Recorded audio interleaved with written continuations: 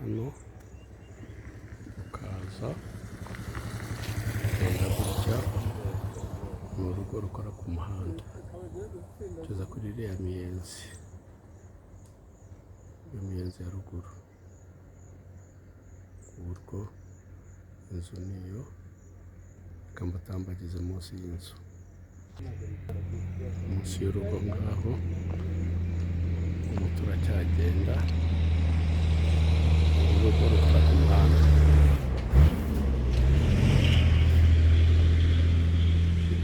urugo rurimo inzu rurisanzuye, ni rugari, wowe ushaka ahantu hagari hisanzuye, urugo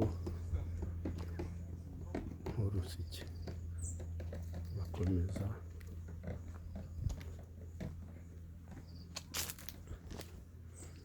kugera kuri uwo muhati, ruri muri Mageragere, uri mu karere ka Nyarugenge, umujyi wa Kigali. Reka turwinjiremo. Tuje muri uru rugo rero, narubonye, ruguru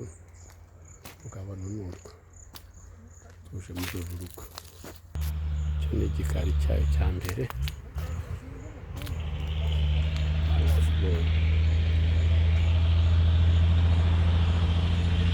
urabona ko ari igikari cyisanzuye, urumva ko imodoka zinyura ku muhanda,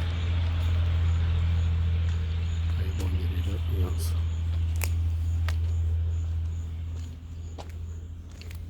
ni igikari kindi nacyo gifite, bakibonye ko hari urugo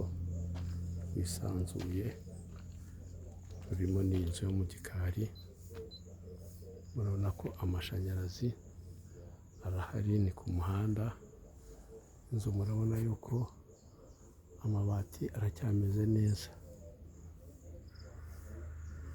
wowe rero wahashimye, wahakunze, iki ni igikari cyayo, telefone yacu ni 0782403395, urabona ko ni urugo rufite igikari cyisanzuye kandi rukora ku muhanda wa kaburimbo direct, wowe rero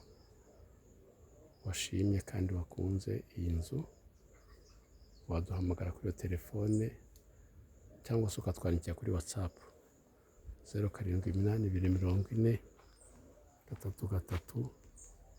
0782403395.